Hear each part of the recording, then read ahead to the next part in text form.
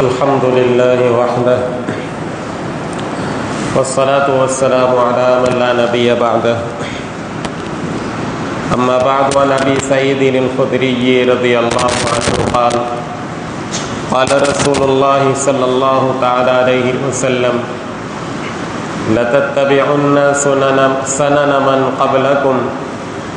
شبرا بشبر ذراعا بذراع حتى لو سلكوا جحر ذب لسلكتموه قلنا يا رسول الله اليهود والنصارى قال فمن او كما قال عليه الصلاة والسلام۔ اس حدیث کے متعلق پہلے بھی گزشتہ دنوں میں بھی کچھ عرض کر چکا ہوں۔ اللہ کے نبی صلی اللہ تعالیٰ علیہ وسلم کو اللہ پاک نے جو شریعت دی، یعنی جو دین دیا، دین گزارنے کا جو طریقہ اور جو ڈھنگ دیا، زندگی گزارنے کا جو طریقہ اور ڈھنگ دیا، وہ سارے دنوں میں سب سے بہتر، ساری تہذیبوں سے سب سے بہتر، سارے طریقوں میں سب سے بہتر طریقہ ہے۔ آدمی اگر غور و فکر کرے تو عقائد کے اعتبار سے، عبادات کے اعتبار سے، معاملات کے اعتبار سے، معاشرت کے اعتبار سے، اخلاق کے اعتبار سے مذہب اسلام کی جو تعلیمات ہے، دنیا کے اندر ہزاروں عقل مند، ہزاروں حکماء، ہزاروں فلاسفہ آئے، لیکن زندگی گزارنے کا جو بہترین طریقہ، زندگی میں پیش آنے والے تمام شعبوں کے متعلق اللہ کے رسول صلی اللہ تعالیٰ علیہ وسلم کے ذریعے جو شریعت دی گئی اس انسانوں کو، اس سے بہتر طریقہ کسی کا نہ ہوا ہے نہ ہو سکتا ہے۔ عبادات کو دیکھ لیجئے کہ اللہ پاک نے عبادت کے بارے میں ایک ایمان والے کو عبادت کرنے کا حکم دیا صرف ایک ذات کو، کہ ایک اللہ کی عبادت کرو، اس کے سوا کسی کی نہیں۔ یہ عقیدے کے متعلق یہ اسلام کی تعلیم کہ ایک اللہ سے ہی اپنا تعلق جوڑو اور ایک اللہ ہی سے اپنی مانیتا اور عقیدت رکھو اور ایک اللہ ہی کی عبادت کرو، اس کے تمام امور میں اسی کو کرتا دھرتا سمجھو۔ اب یہ عقیدہ اسلام کا جس کو توحید کہا جاتا ہے، یہ اتنا بہترین اور شاندار طریقہ ہے عقیدے کے متعلق اسلام نے کی جو تعلیم ہے کہ بس دل کو اس کی وجہ سے قرار آ جاتا ہے اور دل و دماغ آدمی کا بھٹکتا نہیں ہے کہ بس ایک ہی ذات اس کے مد نظر رہتی ہے اور کسی کی طرف کوئی توجہ نہیں۔ لیکن جہاں عقیدے کے معاملے میں دوسرے ادیان میں آپ ذرا اس کی طرف جائیں گے، غور و فکر کریں گے کہ ان کی عقیدت کس کس کے ساتھ ہے، ایسی چیزوں کے ساتھ کہ بعض تو اللہ کی بڑی بڑی مخلوق، ان کے ساتھ عقیدت ان کو ہی معبود بنا لیا، انہی کو کرتا دھرتا سمجھ لیا۔ کوئی سورج کو پونج رہا ہے، کوئی چاند کو پونج رہا ہے، کوئی درخت کو پونج رہا ہے، جو اللہ کی بڑی بڑی نشانیاں ہیں اس کو پونجنا شروع کر دیا،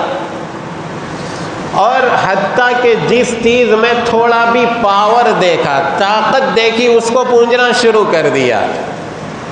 بھائی سانپ میں یہ پاور ہے، ڈستا ہے آدمی ختم ہو جاتا ہے، اسی کو پونجنا شروع کر دیا۔ کوئی ٹھکانہ نہیں، کوئی قرار نہیں۔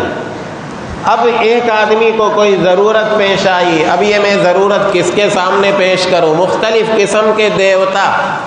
پتہ نہیں کروڑوں کی تعداد میں دیوتا ہے، اب کس کس کو پکارے گا، وہ کہاں جائے گا، زندگی بھر بھٹکتا رہتا ہے۔ کبھی اس مندر میں، کبھی اس مندر میں، کبھی اس دیوتا کے پاس. لیکن اسلام نے بتلایا بس یہ ایک ہی عبادت. عقیدہ تمہیں یا تمہارا توحید ہے کہ بھائی ایک ہی اللہ سب کچھ کرتا دھرتا ہے، اسی سے مانگنا ہے. مشکل آئے تو بھی مشکل کو دور کرنے کے لیے اسے پکارنا ہے، اور تمہیں کوئی مطلوب ہے تمہارا تو اس کو مانگنے کے لیے اسی کو پکارنا ہے. اور زندگی کے ہر موڑ کے اوپر، راحت و تکلیف میں، بیماری میں، تندرستی میں، امیری میں، غریبی میں، سب میں وہی ایک معبود اور اسی کی عبادت اور اسی سے تعلق قائم کرنا. عبادتیں اللہ پاک نے اہل اسلام کو جو عطا کی، کتنی شاندار پاکیزہ عبادتیں، اس کا طرز کتنا اچھا. ایک نماز کو لے لیجئے کہ اللہ پاک نے اہل ایمان کے لیے 5 وقت کی نمازیں فرض کر دی. 5 وقت تمہیں نماز پڑھنا ہے. اب نماز جو ہے کتنی عمدہ عبادت کہ اس کے اندر دیکھنے جائے تو آدمی اللہ کے سامنے حق عبدیت بجا لاتا ہے، عبدیت کا اعتراف کرتا ہے، اور اللہ کی عظمت کا اقرار کرتا ہے. اور اللہ کی عظمت کا اقرار جیسے دل سے کرتا ہے ویسے اعضاء و جوارح سے بھی اس کا اظہار کرتا ہے. باادب کھڑا رہتا ہے، پھر جھکتا ہے اور زیادہ جھکتا ہے، اللہ کی تسبیح اور پاکی بیان کرتا ہے. پھر اس میں اللہ نے یہ عبادت کہ بھائی عبادت یہ نماز جو ہے جماعت کے ساتھ ادا کرو. جماعت کی صفیں لگتی ہے. اب کتنا شاندار منظر، کوئی انتشار نہیں. ابھی امام نے اللہ اکبر کہا، 5000 کا مجمع ہے، وہ 5000 کے مجمع پہ خاموشی چھا جائے. ارے 5000 کو چھوڑیے، حرم میں 5 لاکھ کا 7 لاکھ کا مجمع ہوتا ہے. ادھر امام کی تکبیر شروع ہوئی اور ادھر صفیں بننا شروع ہوئی، اور امام ادھر تکبیر شروع ہوئی، مؤذن کی اقامت شروع ہوئی اور صفیں بننا شروع ہوئی. ابھی مؤذن کی تکبیر، اقامت کہنے والے کی اقامت پوری نہیں ہوتی کہ 5 لاکھ 7 لاکھ کا مجمع صف بندی کر لیتا ہے. اگر ہمارے یہاں کوئی میلہ ہو، کوئی میلہ لگا ہوا ہو، وہ میلے کے اندر 2-4 لاکھ نہیں، اگر 2-3 ہزار لوگ ہو،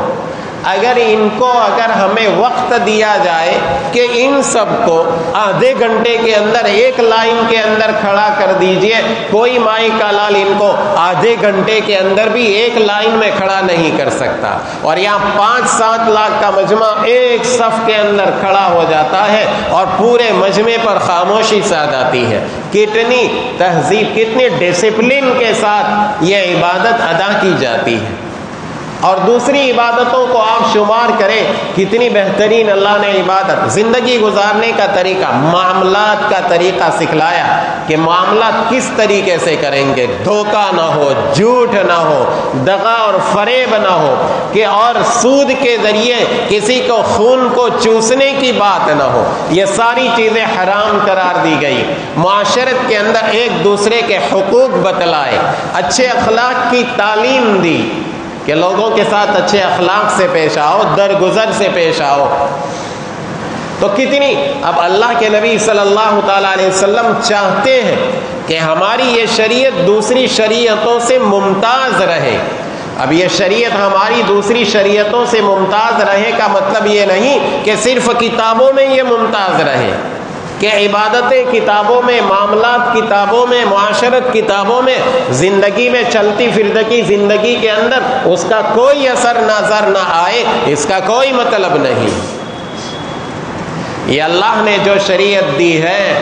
وہ شریعت ہماری چلتی پھرتی زندگی کے اندر ممتاز ہونی چاہیے. ایک مسلمان کی عبادت غیروں کی عبادت سے ممتاز، اس کے معاملات دوسروں سے ممتاز، اس کا رہن سہن دوسروں سے ممتاز، اس کی معاشرت دوسروں کے مقابلے میں ٹاپ ہونی چاہیے.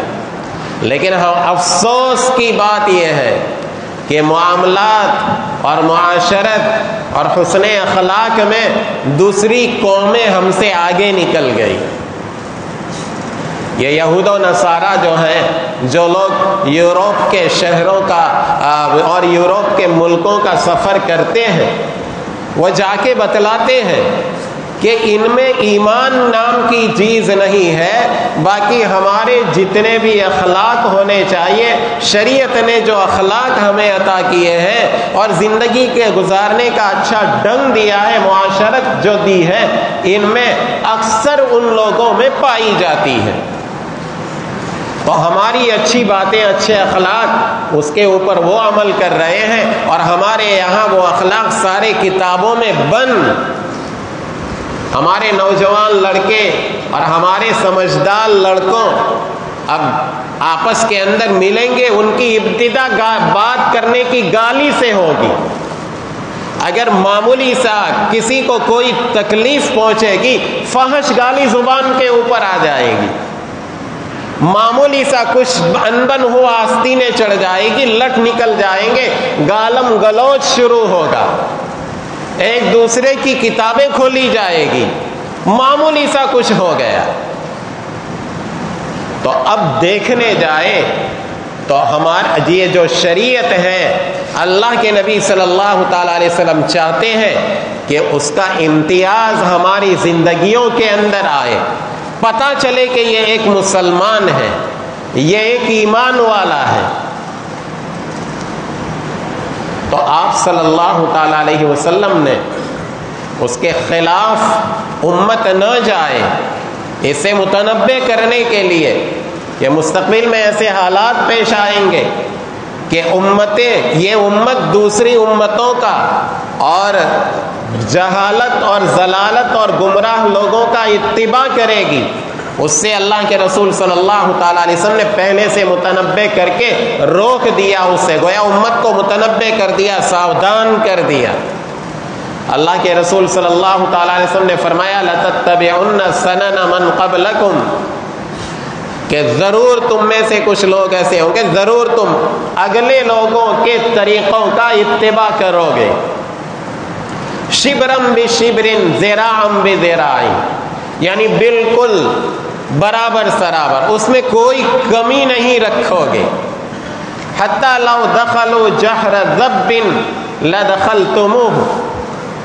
کہ اگر وہ کسی گوہ کے سوراخ کے اندر بھی داخل ہوئے تو تم بھی اس میں داخل ہوں گے۔ گوہ جو ہے اس کا سوراخ بہت تنگ ہوتا ہے، اور اس کا جو بل ہوتا ہے وہ اندھیرا تاریک ہوتا ہے، اس میں اندھیرا ہوتا ہے، اور شرائع حدیث لکھتے ہیں بڑا بدبودار ہوتا ہے۔ تو گویا آپ نے اشارہ کیا کہ دنیا کے اندر چند لوگوں کو آئیڈیل بنایا جائے گا، یہود و نصارہ کو اور دنیا پرست فیشن پرستوں کو آئیڈیل بنایا جائے گا، اور ان کی نقل اتاری جائے گی، چاہے پھر وہ نقل میں عقل ہو یا نہیں، اور کہتے ہیں کہ بھائی نقل میں عقل نہیں ہوتی، تو اب چاہے وہ طریقہ صحیح ہو یا نہ ہو، اب دیکھا کہ یہ گو کے سوراخ میں جا رہے ہیں تو وہ بھی سوراخ میں جائیں گے، کیوں؟ یہ جا رہے ہیں، یہ سیلیبریٹیز جا رہے ہیں، اس لیے اس کے پیچھے وہ بھی جائیں گے، یہ فلانے جو ہیں وہ جا رہے ہیں، اس کے پیچھے جائیں گے، دیکھیں گے نہیں کہ اس میں اچھائی ہے یا خرابی ہے، نفع ہے یا نقصان ہے۔ تو جیسے گو کا سوراخ، بھائی تنگ تاریک جگہ میں جانا، بدبودار جگہ میں جانا کوئی اچھا نہیں، لیکن چونکہ وہ جا رہے ہیں ہم بھی جا رہے ہیں۔ آج امت کے اندر یہ طور طریقے یہود و نصارہ کے اور گمراہ لوگوں کے دھیرے دھیرے بڑھتے جا رہے ہیں، اور جیسے جیسے اللہ پاک مال کی وسعت دے رہا ہے تو پھر یہ نخرے بھی بڑھتے جا رہے ہیں، مختلف قسم کے غیروں کے طریقے اور تہذیب سے ہمارے گھر آباد ہو رہے ہیں۔ ایک مسلمان کا گھر آباد ہو نماز سے، ذکر سے، تلاوت سے، دین کی باتوں سے، اور اس میں رہنے والے غیروں کے مقابلے میں ممتاز ہونا چاہیے، لیکن اکثر امت کا طبقہ اب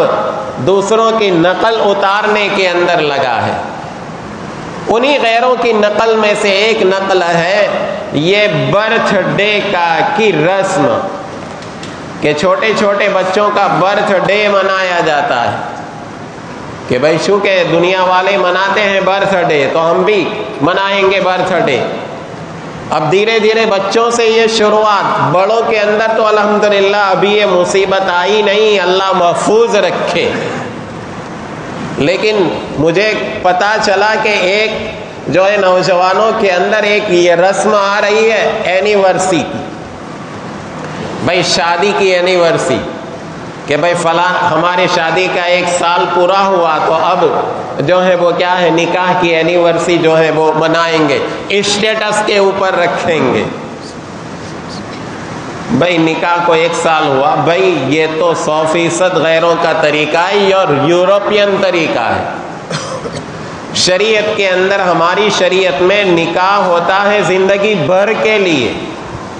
کہ ایک دوسرے کا جوڑا بن کر رہیں گے، میاں بیوی آپس میں میاں بیوی بن کر رہیں گے، بیوی شوہر بن کے رہیں گے زندگی بھر۔ اب یورپ میں کیا ہوتا ہے، اور اسی طریقے سے فیشنیبل لوگوں میں اور گمراہ لوگوں کے اندر، کہ اب ان کے یہاں ایک جوڑا شادی کرے اور ایک جوڑا لمبی مدت تک جو ہے وہ ایک ساتھ رہے تو یہ بڑی تعجب کی بات سمجھی جاتی ہے کہ سال نکل گیا ساتھ میں، ورنہ عام متن یہ ہوتا ہے کہ کچھ دنوں کے بعد ایک دوسرے کے پیٹ ایک دوسرے سے بھر جاتے ہیں الگ۔ تو اب یہ اس کی خوشی مناتے ہیں، 1 سال گزر گیا، 2 سال گزر گئے، 3 سال گزر گئے، اب اینیورسریاں مناتے ہیں۔ اب ہمارے نوجوان بھی اس وبا کے اندر آ گئے کہ بھئی اینیورسری نکاح کی۔ یہ پاگل پنا ہے غیروں کا اتباع۔ اللہ کے رسول صلی اللہ تعالی وسلم نے اسی کی طرف جو ہے وہ توجہ دلائی کہ گو کے سوراخ میں جائیں گے تو تم بھی جاؤ گے۔ اب یہ چھوٹے چھوٹے بچوں کا برتھ ڈے منایا جا رہا ہے۔ اب ظاہر ہے کہ بچوں کا دل و دماغ کوری سلیٹ ہوتا ہے، اس کے اوپر پہلے دن جو نقشہ ہوگا اس کا اثر زندگی بھر رہتا ہے۔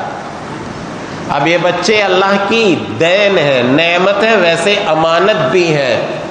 ان کی ذمہ داری ان کے متعلق جو ذمہ داریاں ہیں ان ذمہ داریوں کو نبھانا ہے۔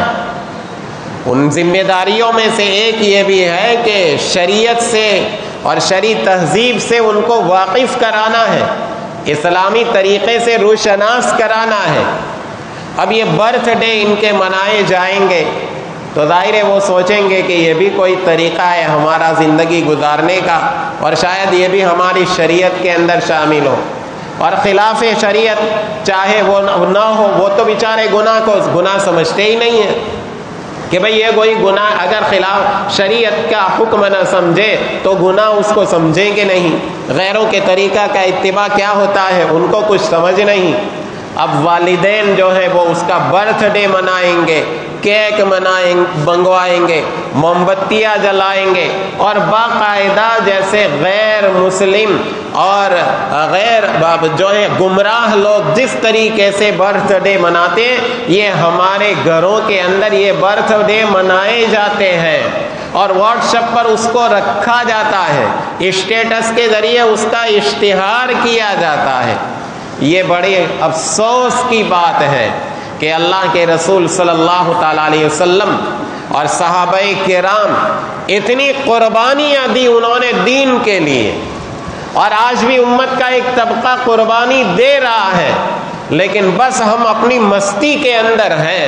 کہ تھوڑے سے پیسے آ گئے کہ یہ سب چونچلے سوچتے ہیں، برتھ ڈے مناؤ، اینیورسری مناؤ، یہ کرو وہ کرو۔ یاد رکھیے اللہ کے یہاں ان سب کی پوچھ ہونا ہے۔ یہ قرآن کریم کے اندر اللہ نے ایمان والوں کو متنبہ کیا، قوا انفسکم واہلیکم نارا، اپنے آپ کو اور اپنے متعلقین کو آگ سے بچاؤ، دوزخ کی آگ سے بچاؤ۔ اور ہم ان کو اب یہ مستی کے اندر آگ میں جھونک رہے ہیں، ان کا برتھ ڈے منا کر، خلاف شرع ان سے کام کروا کر ان کو گویا آگ کے اندر جھونکنے کے سامان خود کر رہے ہیں۔ لہذا ذرا ہوش کے ناخن نکالنے کی ضرورت ہے۔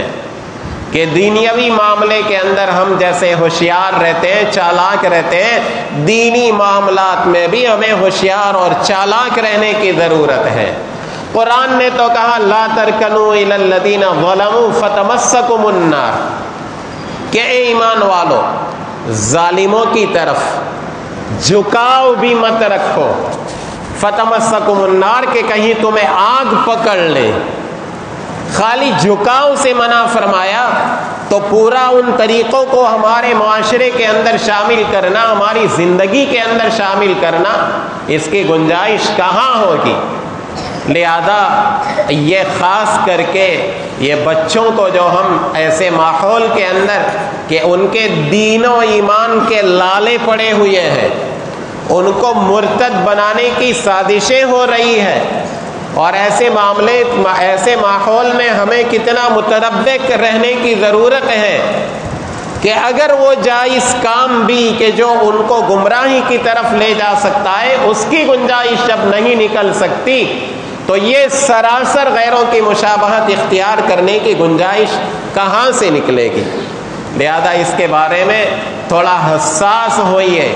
اگر ہمارے خاندان میں، ہمارے گھروں کے اندر یہ سب اگر کچھ ہو رہا ہے، آنکھیں بند مت کر لیجئے اس سے۔ قرآن کریم کے اندر اللہ نے ہر ایک کے اوپر یہ ذمہ داری ڈالی ہے کہ امر بالمعروف اور نہی عن المنکر، ہر ایک کے اوپر یہ ذمہ داری ہے۔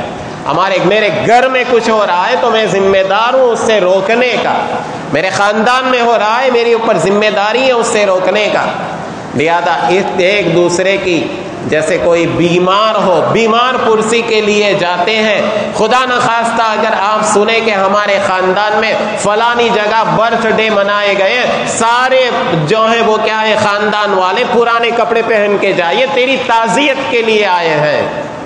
کہ تیرے گھر میں سے حضور کا اور شریعت کا جنازہ نکل رہا ہے، اس تعزیت کے لیے آ رہے ہیں۔ تو اگر اس طریقے کے سے متنبع آپس کے اندر ایک دوسرے کو کرتے رہیں گے، قرآن کریم کے اندر یہ بہت سی آیتیں ایسی آپ کو ملے گی، احادیث آپ کو سینکڑوں ملے گی کہ جس میں ایک دوسرے کو ایک حق کی تاکید کرنا اور حق کی فہمائش کرنا، برائیوں سے روکنے کی تاکید کی گئی ہے۔ ان سے آنکھیں ہم بند کر لیں تو پھر جیسے شتر مرغ جو ہوتا ہے، شتر مرغ کے بارے میں آتا ہے، وہ بڑا آسانی سے شکار کر لیا جاتا ہے۔ کیوں بڑا آسانی سے شکار کر لیا جاتا ہے؟ جب شکاری اس کو پکڑنے آتا ہے وہ اپنی آنکھیں بند کر لیتا ہے، وہ سمجھتا ہے کہ مجھے جیسے میں نہیں دیکھ رہا ہوں ویسے کوئی مجھے بھی نہیں دیکھ رہا ہے، کوئی نہیں دیکھ رہا ہے، آسانی سے پکڑ۔ تو اگر ہم آنکھیں بند کر لیں کہ میرے گھر کا تو قصہ ہے نہیں، یہ تو جو ہے بھائی کے آئے، بہن کا آئے، چچا کے آئے، پھوپھے کے آئے، فلانے خاندان کا ہے، فلانے پڑوسی کا ہے، تو یہ طوفان ایسا ہے کہ جو رکے گا نہیں، وہ زیادہ دن نہیں گزریں گے کہ وہی طوفان ہمارے در کے اوپر، ہمارے گھر کے اوپر، ہمارے دروازے پر دستک دے گا۔